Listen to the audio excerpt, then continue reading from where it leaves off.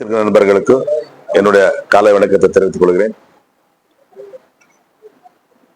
ஜனநாயக கூட்டணி சார்பில் போட்டியிடுகின்ற நான் இந்த தேர்தலில் நம்முடைய மக்களுக்கு என்ன செய்வேன் என்ற வகையில் இன்னைக்கு இந்த பிரஸ் மீட் நடைபெற்றுக் கொண்டிருக்கிறது. இந்த தொகுதி வேட்பாளராக என்ன அறிவித்த நம்முடைய கழக பொதுச் செயலாளர் வருங்கால முதலமைச்சர் எடப்பாடி அவர்களுக்கு என் முதல் வணக்கத்தை தெரிவித்துக் கொள்கிறேன். அதேபோல் நம்முடைய கூட்டணி கட்சி தலைவர்களான பாரத பிரதமர் நரேந்திர மோடி அவர்களும் பாட்டாளி மக்கள் கட்சியினுடைய தலைவர் மருத்துவர் அன்புமணி ராமதாஸ் அவர்களுக்கும் மற்றும் பாரதிய ஜனதா கட்சியினுடைய மாநில தலைவர் நயனார் நாகேந்திரன் அவர்களுக்கும் தமிழ் மாநில காங்கிரஸ் தலைவர்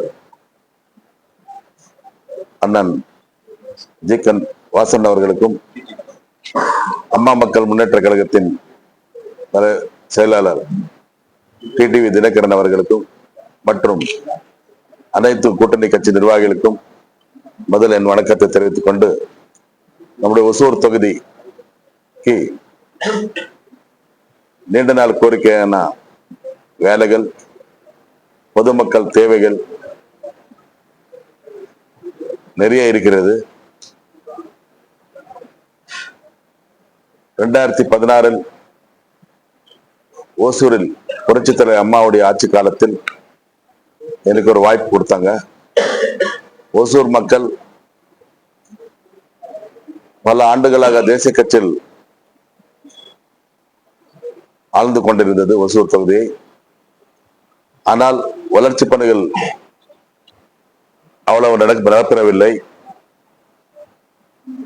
புரட்சித் தலைவர் அம்மா அவர்கள் 2016 எனக்கு அந்த வாய்ப்பு நம்முடைய ஒசூர் மக்கள் அதிகமான வாக்கு வித்தியாசத்தில் என்னை வெற்றி பெற செய்தார். புரட்சித் தலைவர் அம்மா அவர்கள் நீண்ட நாள் காலமாக இந்த ஒசூர் தொகுதியை தேசிய கட்சிகள் ஆழ்ந்த தொகுதியை அம்மாவுக்கு அதிகமான வாக்கு வித்தியாசத்தில் வெற்றி பெற செய்ததால் புரட்சித் தலைவர் அம்மா அவர்கள் எனக்கு கால்நடை பராமரிப்புத்துறை அமைச்சர் வழங்கினார். அந்த வழங்கியது மூலமா ஒசூர் மக்களுக்கு நான் 2 வருஷ காலம் தான் இருந்தது. அந்த 2 வருட காலத்துல 20 வருட கால பணிகளை செய்வதற்கு ஒரு வாய்ப்பு ஏற்பட்டது. 2019 1998 ஆண்டாம் மக்களுக்காக ஒரு போராட்டம் நடந்தது. அந்த போராட்டம் என்பது என்னென்றால், சூளகிரியிலே விஷசாராய் குடிச்சு 50க்கு மேலே உயிரிழந்தார். அதுக்காக அன்னைக்கு இருந்த திமுக ஆட்சி மேலையும் போலீஸ்கார் மேலையும் நாம் ஒரு போராட்டம் நடத்தினோம். இவங்களுடைய அலட்சியத்தால் இந்த நிகழ்ச்சி நடைபெற்றிருக்கிறது. இந்த நிகழ்வு நடைபெற்றது. அதனால்தான் போலீஸை கண்டித்து நம்ம ஒரு ஆர்ப்பாட்டம் பண்ணோம். அந்த ஆர்ப்பாட்டத்தில் தான் என்னை கைது செய்தார். ஒரு வழக்கு போட்டாங்க. அந்த வழக்கு போட்ட காரணத்தால் தான் எனக்கு 2019 ஸ்பெஷல் கோர்ட் கொடுத்த அந்த தீர்ப்பு. அன்னைக்கு அந்த நீதிபதி எப்படி கொடுத்தாங்களோ தெரியல. அதனால என்ன எம்எல்ஏ பதவியும் மந்திரி பதவியும் பறிப்போனது. பிறகு புரட்சி தமிழர் அண்ணன் எடப்பாடி அவர்கள் எனக்கு மாவட்ட செயலாளர் பதவி கொடுத்தாங்க. அன்றிலிருந்து இன்று வரை புரட்சி தலைவர் அம்மா அவர்கள் எப்படி என்னை நம்பி ஒரு வாய்ப்பு கொடுத்தாங்களோ, புரட்சி தலைவர் அம்மாவோட மேல என்ன நம்பிக்கை இருந்தது அதே நம்பிக்கையோடு நானும் புரட்சி தமிழர் எடப்பாடி அவர்கள் மேல வைத்து நான் 2019 2026 வரை கட்சி வேலை செய்து வந்தேன். இன்றைய தினம் அந்த வழக்கு 2024 அந்த வழக்கு கன்விக்ஷன் அது நம்மளுக்கு சாதகமா நம்மளுக்கு வந்தது. அதனால் மீண்டும் புரட்சி தமிழர் எடப்பாடி அவர் 2026 எனக்கு வாய்ப்பு கொடுத்திருக்காங்க. இந்த வாய்ப்பு ஏற்கனவே நான் 2016 நிறைய கனவுகளை கண்டிருந்தேன். இந்த ஒசூர்ல மக்களுக்கு செய்ய வேண்டும் என்று அந்த கனவுகளை இந்த முறை இந்த வாய்ப்பை பயன்பெற்று இந்த ஒசூருக்கு நிறைய திட்டங்கள் கொண்டு வர வேண்டும், செய்ய வேண்டும் என்ற ஆசையோடு இருக்கிறேன். அந்த வகையில தான் இந்த தேர்தல் நான் சந்திக்க போகிறேன். இன்றைக்கு போற இடத்துல எல்லாமே மக்கள் என்னை நான் அன்னைக்கு 2016 செஞ்ச 16 18 வரை செய்த வேலைகளை நினைவு கொண்டு நீந்தான் இந்த ஒசூருக்கு அதிகமான வேலைகள் செய்திருக்கிறீங்க, வளர்ச்சி பணிகள் செய்திருக்கிறேன் என்ற வரவேற்பை எனக்கு கொடுத்து கொண்டிருக்கிறாங்க. அந்த வரவேற்பை முன்னிட்டு இன்னைக்கு நான் தேர்தல் பிரச்சாரம் செய்து கொண்டிருக்கிறேன். கண்டிப்பாக ஓசூர் மக்களுக்கு நீண்ட நாள் கோரிக்கைகள் இன்னும் நிறைய இருக்கிறது. விவசாயிகளுக்காகட்டும், நம்மளுடைய ஒசூர் மக்களுக்காகட்டும், ஒசூர் பொதுமக்களுக்காகட்டும் நிறைய தேவைகள் இருக்கிறது. அந்த தேவைகளை கண்டிப்பாக நான் பூர்த்தி செய்வேன் என்பது உங்க மூலமா தெரிவிக்கப்படும். குறிப்பிட்ட திட்டம், அதாவது ஒரு போக்குவரத்து ஆகட்டும், இல்ல சாலை மேம்பாடு அல்லது உட்கட்டமைப்பு, இன்னைக்கு ஓசூர்ல பிரச்சனை என்றால் சாலை வசதிகள் சரியா இல்லை. ஏற்கனவே நான் முனிசிபாலிட்டியா இருக்கும்போது முனிசிபாலிட்டியை மாநகராட்சி அந்தஸ்துக்கு கொண்டு வந்தேன். நான் முனிசிபாலிட்டியை மாநகராட்சி அந்தஸ்து கொண்டு வந்தேன். அன்றைக்கு இருக்கிற சூழ்நிலையை பேஸ் பண்ணி ஓசூர் சுத்தமான நகரமாகவும், பூங்கா நகரமாகவும், பசுமை நகரமாகவும் ஏற்கனவே இருந்த முனிசிபாலிட்டி கட்டடத்தை தொலைநோக்கு சிந்தனோடு ஒரு மாநகராட்சி அந்தஸ்துக்கு அன்னைக்கே நான் ஒரு உள்கட்டமைப்பு வசதியோட ஒரு கட்டடத்தை கட்டி காண்பித்தேன் என்பது உங்களுக்கு எல்லாம் நல்லா தெரியும். நம்ம ஆட்சி காலத்துல நான் சேர்மேனா இருக்கும்போது, ஒசூர் சேர்மேனா இருக்கும்போது லாரில தான், அதுக்கு முன்னே லாரில தான் தண்ணி ஓட்டு இருந்தாங்க. 10-12 லாரில தண்ணி மக்களுக்கு கொடுத்துட்டு இருந்தாங்க. அவங்களுக்கு சீரான தண்ணி கொடுக்கறதுக்கு அதுக்கு முன்னே இருந்த ஆட்சியாளர்கள் சரியா வேலை செய்யல. நான் வந்த பிறகு அந்த லாரில ஓட்டு இருந்த தண்ணியை முழுமையாக குழாய் மூலமாக அனைத்து குடியிருப்புகளுக்கு தண்ணி கொடுத்தேன். அது மட்டும் அல்ல, ஒசூரை சுத்தமான எல்லா வேஸ்ட் மேனேஜ்மெண்ட் எல்லாம் பார்க்கும்போது குப்பை இல்லாத நகரமாக நான் மாற்றிருந்தேன். அது நீங்க எல்லாம் பத்திரிகை எல்லாம் பார்த்திருப்பீங்க, நீங்க எல்லா பப்ளிக் எல்லாம் தெரியும். ஆனா இன்னைக்கு அப்படி இல்லை. நகராட்சியை மாநகராட்சி அந்தஸ்துக்கு எடுத்துட்டு போய் உள்கட்டமைப்பு வசதியோட வச்சிருந்தேன். ஆனா இன்னைக்கு மாநகராட்சி நகராட்சிக்கான மோசமாக இருக்கிறது என்பதை இங்க ஒசூர் மக்கள் பார்த்து கொண்டிருக்கிறாங்க. எங்க பாரு குழி. நான் இருக்கும்போது பல மண் சாலைகள் எல்லாம், ஏன்னா அன்னைக்கு பஞ்சாயத்துகள் எல்லாமே நம்ம இதுல இணைந்ததுனால நிறைய மண் சாலைகள் இருந்தது. அந்த மண் சாலைகளை தார் சாலைகளை அமைத்து உள்கட்டமைப்புல மேக்சிமம் உருவாக்கி இருந்தேன். ஆனா இன்னைக்கு எல்லா சாலைகள் எல்லாம் குண்டு குலையாக இருக்கிறது. இன்னைக்கு குப்பை எல்லாம் ஒசூர்ல இருக்குது.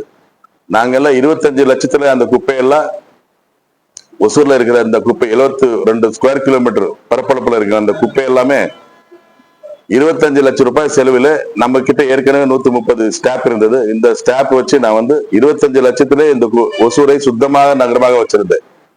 இன்றைக்கு மக்கள் பணம் 1.5 கோடி ரூபாய் செலவு பண்ணிட்டு இருக்கிறாங்க அந்த குப்பை எடுக்கிறதுக்காக. ஆனா குப்பையெல்லாம் ஒசூர்ல தேங்கி அதெல்லாம் மக்கி இன்னைக்கு துர்வாசனத்தோட இன்னைக்கு ஒசூர் மக்கள் அது சந்திச்சுட்டு இருக்கிறாங்க. எங்கி பாரு நாற்றமே வருதே தவிர ஒசூர்ல ஒரு சுத்தமான இது இல்ல. சுத்தமான நகரமாக இருந்து ஒரே ஒரு நாள் நான் பார்த்தது, ஸ்டாலின் போனாங்க இல்லையா, லாஸ்ட் ஒரு 3 months 4 months பேக். அன்னைக்கு ஒரு நாள் தான் ஒசூர் சுத்தமா இருந்தது. திரும்ப மீண்டும் இந்த ஒசூர் அதே இதுலதான் இருக்குது என்பதை நீங்க எல்லாம் பார்த்து கொண்டே இருக்கிறீங்க. இப்போ டேக்ஸ் வந்து அதிகமா போடுறாங்க அப்படின்ட்டு எல்லாரும் போராட்டம் நடத்துனாங்க. நீங்க வந்தா ஏற்கனவே இது வந்து டாக்ஸ் நம்ம ஆட்சி காலத்துல கூட இது வந்தது. ஆனா நம்ம அண்ணன் எடப்பாடி அவர்கள் அது போடவில்லை. அது பெண்டிங் வச்சுட்டாங்க. போடக்கூடாதுன்ற வகையில பெண்டிங் வச்சுட்டாங்க. ஆனா இந்த ஆட்சி வந்து அந்த டாக்ஸ் போட்டு மக்களுக்கு வீட்டு வரி 100% மேல ஏத்திட்டாங்க. அதே கமர்ஷியல் டாக்ஸ், கமர்ஷியல் பில்டிங்ஸ் அதுக்கு 150 200% ஏத்திட்டாங்க. தண்ணி வரி ஏத்திட்டாங்க. குப்பைக்கு வரி போட்டாங்க. இந்த மாதிரி வரி மேல் வரி போட்டு ஆட்சிக்கு வர்றதுக்கு முன்ன சொன்னது ஒண்ணும், ஆட்சிக்கு வந்த பிறகு மக்களுக்கு செய்தது ஒண்ணும் என்பதை இன்னைக்கு நகராட்சி மக்கள் ரொம்ப வேதனையில் இருக்கிறாங்க. அதே மாதிரி இன்னைக்கு நாம ஒசூருக்கு நம்மளுக்கு ஒரு நல்ல ஒரு ஆப்பர்ச்சுனிட்டி என்னன்னா, இந்த தேர்தல்ல மத்திய அரசோட நம்ம இணக்கமா இருக்கிறதுனால, இந்த ஜனநாயக கூட்டணியோட இருக்கிறதுனால ஓசூர் வந்து உலகத்திலே 17வது வேகமாக வளர்கிற நகரத்திலே 17வது நகரமாக இருக்கிறது. அந்த வகையில இந்த ஓசூரை ஸ்மார்ட் சிட்டி திட்டத்தின் மூலம் இந்த ஓசூரை உள்கட்டமைப்பு வசதிகளை உருவாக்குறதுக்கு ஒரு நல்ல வாய்ப்பு இருக்கிறது. ஏனென்றால் அது கண்டிப்பாக அந்த அந்த அந்த கனவு தான் எனக்கு இருக்கிறது. இப்போ ஓசூர்ல இருக்கிற சாலைகள் எல்லாம் அகலப்படுத்தி பலமான சாலைகள் எல்லாம் அமைத்து ஃபுட்பாத்ஸ், கழிவுநீர் கால்வாய்கள், தெருவிளக்குகள், பூங்காக்கள், கிளாசிக்கல் பார்க்ஸ், பிறகு நம்மள பஸ் சென்டர்ஸ், பஸ் ஸ்டாண்ட். இப்ப நீங்க எல்லாம் போய் பஸ் ஸ்டாண்ட் எல்லாம் பாத்தீங்கன்னா நீங்க போய் சும்மா பார்த்துட்டு ஒரு வீடியோ எடுக்கலாம். நீங்க நாற்றம் துர்நாற்றத்தோட இருக்குது. மக்கள் எல்லாம் பொதுமக்கள் எல்லாம் அங்க இருக்க முடியல. ஊர்ல மட்டும் இல்லாம இந்த பொது இடங்கள் எல்லாம் அப்படித்தான் இருக்குது. அதே மாதிரி பூங்காக்கள், தெருவிளக்குகள் இதெல்லாம் மாடர்ன் லெவல்ல இன்னைக்கு பெங்களூருக்கு இணையாக இந்த ஓசூரை உருவாக்குறதுக்கு நம்மளோட ஸ்மார்ட் சிட்டி திட்டத்தின் கீழே அண்ணன் எடப்பாடி அவருடைய தலைமையில் நாம் மத்திய அரசு நாடி விரைவில் இந்த ஓசூருக்கு சுமார் 2000 கோடி மதிப்பில் உள்கட்டமைப்பு வசதிகள் உருவாக்குறதுக்காக இந்த திட்டத்தை கண்டிப்பாக கொண்டு வரப்படும் என்பதை இங்கே நான் சொல்ல கடமைப்பட்டிருக்கிறேன். அது மட்டும் இல்லாமல் ஓசூர்ல வந்து ஏற்கனவே இந்த டிராபிக், இந்த போக்குவரத்து நெரிசலை கட்டுப்படுத்துறதுக்காக புரட்சி தமிழர் அண்ணன் எடப்பாடி அவர் இருக்கிற காலத்திலே எம்ஜிஆர் நூற்றாண்டு விழாலேயே நான் வந்து அந்த திட்டத்தை அறிவித்து அந்த திட்டத்துக்கான பணத்தையும் 120 கோடி ஒதுக்கி அந்த திட்டத்தை செய்யறதுக்கெல்லாம் ஏற்பாடு செய்திருந்தேன். என் பதவி போன பிறகு நம்மளுடைய இங்கே பை எலெக்ஷன்ல டிஎம்கே வந்ததுனாலும் பிறகு திரும்பி ஒரு 5 வருஷம் இவங்க ஆட்சி செய்தாங்க. ஆனா அதை பத்தி யாரும் நடவடிக்கை எடுக்கல. அந்த ஒர்க் தாமதமா தான் போயிட்டு இருக்குது. இப்போ ஆட்சி போகிற காலத்துல இப்போ 110 கீழ் திரும்ப ஏதோ அனௌன்ஸ்மெண்ட் பண்ணிருக்கிறாரு இப்ப இருக்கிற முதலமைச்சர். ஆனா ஒசூருக்கு ஏற்கனவே நான் கொண்டு வந்த திட்டங்களை செயல்படுத்தல, தாமதமா போய் கொண்டு இருக்குது என்பதை இங்க நான் சொல்ல கடமைப்பட்டிருக்கேன். இப்ப ஏற்கனவே இப்ப நடைபெற்று கொண்டிருக்கிற அந்த பாத்தாள சாக்கடை திட்டத்தை அதை நான் வந்து ரொம்ப வேற மாதிரி மாடல்ல செய்யணும்னு நினைச்சிட்டு இருந்தேன். ஆனா இவங்க வந்து அந்த திட்டத்தை கொண்டு வந்தது நாம தான். அந்த திட்டத்துக்கு பணத்தை ஒதுக்கியது நம்ம உள்ளாட்சித்துறை அமைச்சர் அண்ணன் KP முனுசாமன் இருக்கும்போது அந்த பணத்தை ஒதுக்கினது உண்மை. ஆனா அந்த பணி செய்யறதுக்கு அந்த நில எடுப்பு வேலைகளை எடுக்கிறதுல கொஞ்சம் தாமதம் ஏற்பட்டதுனால அந்த வேலை நம்ம இதுல தாமதமானது. ஆனா அந்த திட்டத்தை கொண்டு வந்தது நாம தான். விவசாயிகளுக்கு நீண்ட நாள் கோரிக்கை வந்து இந்த கொடியாலம் டேம்ல இருந்து, செக் டேம்ல இருந்து லிப்ட் இரிகேஷன் மூலமா வந்து ஏரிகளுக்கு தண்ணி நிரப்ப வேண்டும் என்ற ஒரு திட்டம் இருக்குது. அது கூட அந்த திட்டத்தை நான் வந்து அப்பே கொண்டு வந்துட்டேன். நான் அமைச்சரா இருக்கும்போது அதை என் அமைச்சர் பதவி போன பிறகு அந்த வேலை யாரும் அது திரும்ப அந்த ஸ்டெப் எடுத்து யாரும் செய்ய முயற்சி பண்ணல. இந்த ஆட்சியில இவங்க சொன்னாங்க முயற்சி பண்ணல. ஆனா நான் கண்டிப்பாக 100க்கு 200% வந்து நான் வந்து திட்டத்தை இந்த நம்ம ஆட்சி காலத்துல அந்த எடப்பாடி ஆட்சி காலத்தை கொண்டு வந்து ஏரிகளுக்கு தண்ணி நிரப்பி நிலத்தடி தண்ணியை உருவாக்குறதுக்கு நான் பாடுபடுவேன் என்பது உறுதியோட சொல்றேன். அது இல்லாம இன்னைக்கு ஓசூர்ல விவசாயிகளுக்கு ஒரு பெரிய ப்ராப்ளம் வந்து கொண்டிருக்கிறது. இன்டர்நேஷனல் ஏர்போர்ட் வருதுன்னு சொல்லிட்டு ஒரு 3000 ஏக்கர், நாலேஜ் காரிடார் வருதுன்னு சொல்லிட்டு ஒரு 32,000 ஏக்கர் வந்து ப்ரொபோசல் வச்சிருக்காங்க. அது இல்லாம இப்போ டேம் எல்லோரப்பள்ளி டேம் அணை கட்டுவதற்கு அந்த நிலையெல்லாம் நம்மளுடைய விவசாயிகள் தான் கொடுத்திருக்காங்க. அது இல்லாம இப்ப எஸ்டிஆர் ரோடுக்கு நம்ம விவசாயிகள் தான் கொடுத்திருக்காங்க. அதே மாதிரி ரிங் ரோட்ஸ் கொடுத்திருக்காங்க. NH இப்போ 844 கொடுத்திருக்காங்க. அதே மாதிரி இப்போ புறவல் ஓட்டு சாலை இன்னைக்கு ring road, outer ring road ஒரு 18 கிலோமீட்டர், அதையும் நம்ம ஏற்கனவே ப்ரொபோசல் பண்ணி அந்த நிலையும் நம்மளுடைய விவசாயிகள் கொடுத்திருக்காங்க. இதுக்கு மேலே ஓசூர்ல இருக்கிற ஓசூர் தொகுதி மக்கள் விவசாய நிலத்தை எடுக்கக்கூடாது. ஏன்னா இது எடுத்தது பெரிய ஏற்கனவே நிறைய 40-50% நிலங்களை நம்ம மக்கள் பொதுமக்கள் அந்த பொது சேவைக்காக ஆட்சி நிர்வாகத்துக்காக இந்த டெவலப்மெண்ட்டுக்காக கொடுத்திருக்கிறாங்க. இதுக்கு மேல அவங்க கொடுக்க வாய்ப்பு இல்லை. ஏன்னா அவங்க இங்க இந்த பகுதி மக்கள் உங்களுக்கு நல்லா தெரியும், விவசாயத்தை நம்பி இருக்கிறவங்க. ஏற்கனவே இங்க தெலுங்கு படிச்சிருந்தா இந்த மாணவர்கள் தான் எதுக்குமே இருக்கிறது. இந்த எவ்வளவு இண்டஸ்ட்ரீஸ் எவ்வளவு கம்பெனிஸ் இங்க வந்தா கூட நம்ம இந்த இருக்கிற லோக்கல்ல இருக்கிற நம்மளுடைய விவசாய மக்களுக்கு அந்த வேலை வாய்ப்பு கிடைக்கல. அவங்க என்ன பண்றாங்க, இப்போ அந்த வேலை வாய்ப்பு இல்லாதனால அவங்க இப்போ விவசாயமே செய்து கொண்டிருக்கிறாங்க. அந்த விவசாயம் நம்பி இருக்கிறாங்க. இப்ப ஏற்கனவே 10 ஏக்கர் லேண்ட் இருக்கிறவங்க 5 ஏக்கர் லேண்ட் ஆயிடுச்சு, 5 ஏக்கர் லேண்ட் இருக்கிறவங்க 2 ஏக்கர் லேண்ட் ஆயிடுச்சு. அந்த 2 ஏக்கர் 1 ஏக்கர் நிலத்துல விவசாயம் செய்து கொண்டிருக்கிறாரு. அவருக்கு அது தவிர வேற விதி இல்லை. இப்போ விவசாயம் தான் அவருக்கு மைண்ட் சப்ஜெக்ட். அதனால இதுக்கு மேல ஓசூர் தொகுதியில ஓசூர் மக்களுக்கு விவசாய நிலையத்துக்கு பாதிப்பு இல்லாத அளவுக்கு நம்முடைய அண்ணன் வருங்கால முதலமைச்சர் எடப்பாடி அவர் சொல்லி நான் அதை காப்பாற்றுறதுக்கு முயற்சி எடுப்பேன் என்பது உறுதியாக சொல்ல கடமை.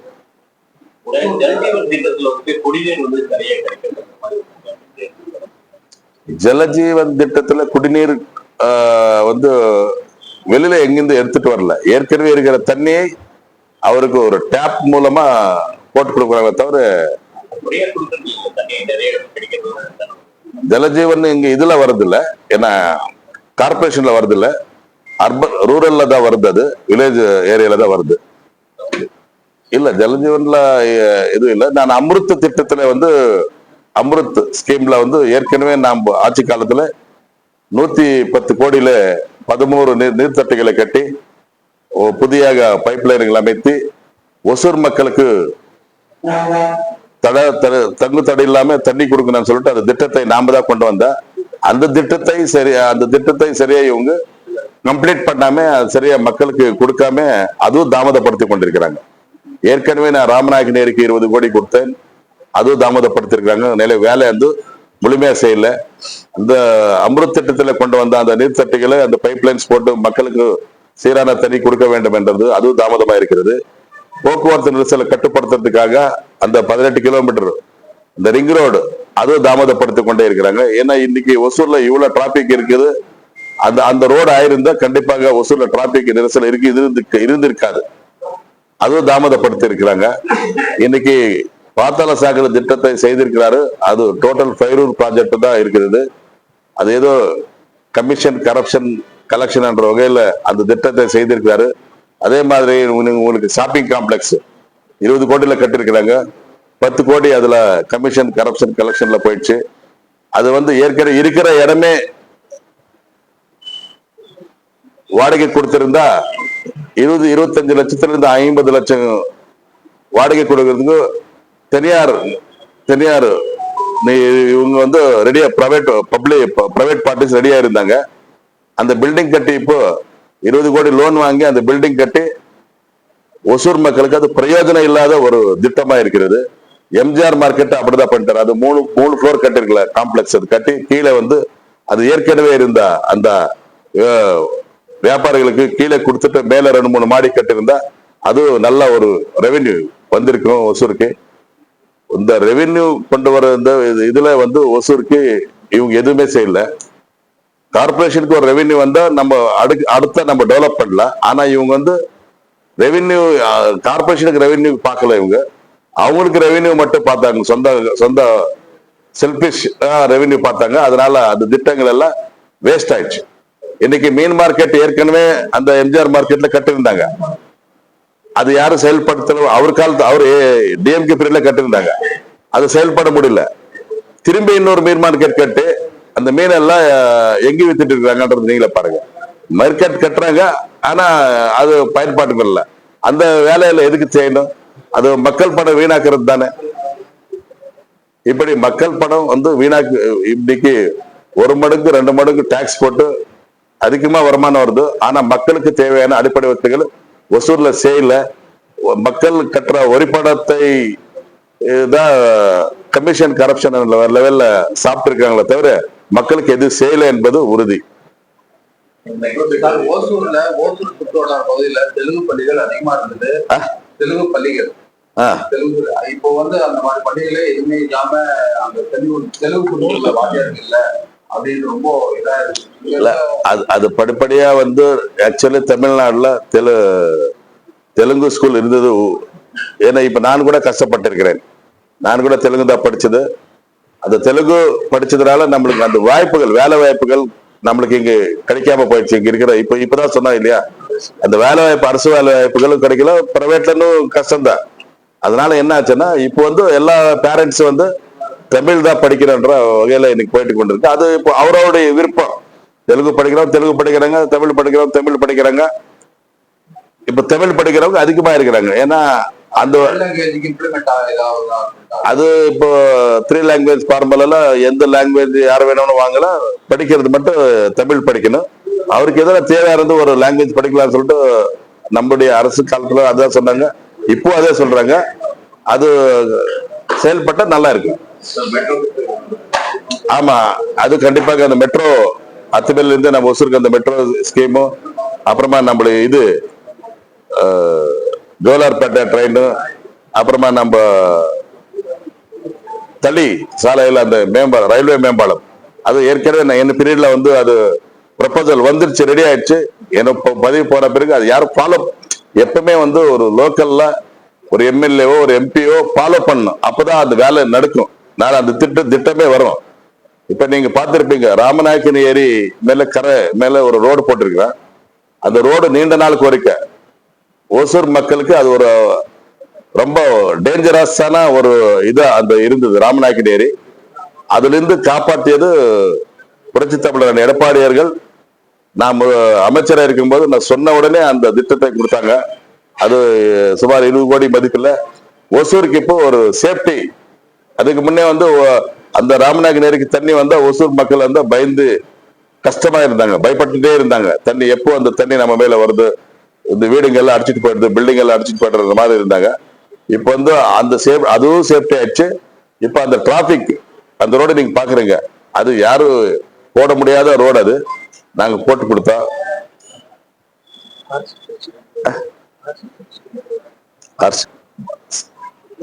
இந்த மாவட்டத்துல, நாட் ஒன்லி ஒசூர், இந்த மாவட்டத்துல எல்லா சாலைகளையும் அகலப்படுத்தி பலப்படுத்தி தரமான சாலைகள் அமைத்து எல்லா கிராமங்களுக்கு ரோடே இல்லாத இல்ல என்ற நிலைமை இல்லாத சாலைகள் அமைத்து கொடுத்தது புரட்சி தமிழர் எடப்பாடி ஆட்சி காலத்துல. ஏன்னா அவங்க வந்து 10 வருட காலம் அந்த ஹைவே மினிஸ்டரா இருந்தாரு. அப்புறமா அமைச்சர் இது முதலமைச்சரா இருந்தா கூட அந்த ஹைவே வந்து அவரு கண்ட்ரோல்ல தான் இருந்தது. அப்போ இந்தியாவில் எந்த மாநிலத்துல போடல இந்த மாதிரி சாலைகள். ஆனா இப்ப வந்து ஒரு சாலைகள் எல்லாம் அவங்க போட்ட சாலைகள் எல்லாம் கொண்டு கூட இருக்குதெல்லாம் இவங்க பேட்ச் ஒர்க் கூட பண்ண முடியல.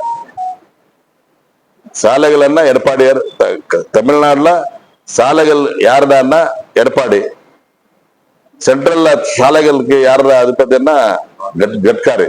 இவங்க 2 பேர் இன்னைக்கு நேஷனல் ஹைவேஸ் ஆகட்டும், இன்னைக்கு தமிழ்நாடுல ரூரல் ரோடு, ஸ்டேட் ஹைவேஸ் ஆகட்டும், நல்ல தரமான சாலைகளை போட்டது அண்ணா திராவிட முன்னேற்ற கழக ஆட்சி, அங்கே பிஜேபி ஆட்சி காலத்துல இடம்பெற்றிருக்கிறது என்பது உறுதி. அப்புறமா டெக்னிகோட்டா, அஞ்சட்டி, ஒசூரு, சூளகிரி, இந்த 4 வட்டங்களை இணைந்து ஒரு மாவட்ட, ஒசூரை ஒரு மாவட்ட தலைநகரமாக்க வேண்டும் என்பது நம்முடைய முதல் கோரிக்கை, ஒசூர் மக்கள் கோரிக்கை. அது அந்த மாவட்ட தலைநகரம் வந்துச்சுன்னா கண்டிப்பாக ஒசூருக்கு பல உள்கட்டமைப்பு வசதிகள் வரும். பல நம்ம கேட்காமே வரும். அதெல்லாம் எஸ்பி ஆபீஸ் வரும், டிஸ்ட்ரிக்ட் ஆபீஸ் வரும், அப்புறமா பல இது சப், அதுக்கு தேவையான எல்லா ஆபீஸுகளும் இந்த ஒசூர்ல வரும். இந்த ஒசூர் என்ன பார்டர்ல இருக்கிறதுனால இங்கே நம்மளுக்கு கண்டிப்பாக அந்த ஒரு இது என்ன மாவட்ட ஹெட் குவார்டர் வரதா ஆகணும். அப்பதான் என்ன நிறைய வளர்ச்சி, நிறைய டெவலப்மெண்ட்ஸ், சேஃப்டி எல்லாமே இந்த ஒசூர் மக்களுக்கு கிடைக்கும் என்பதை இங்க நான் சொல்ல கடமைப்பட்டு, கண்டிப்பாக ஒசூர் தலைநகரம் கொண்டு மாவட்டம் கொண்டு வருவேன். இந்த ஸ்மார்ட் சிட்டி திட்டத்தில் ஒசூரை பெங்களூருக்கு இணையாக மாற்றுவது என்னுடைய முதல் இது. அதே மாதிரி விவசாயிகளுக்கு லிப்ட் இரிகேஷன் மூலமா எல்லா ஏரிகளுக்கு தண்ணி கொண்டு வந்து நிலத்தடி தண்ணி உருவாக்கி விவசாயிகளுக்கு அதுக்கு இது பண்ண வேண்டும். அது இல்லாம விவசாயிகளிலிருந்து ஏர்போர்ட்ல இருந்து நாலேஜ் காட்டுல இருந்து காப்பாற்றுவது என்னுடைய மெயின் அஜெண்டா.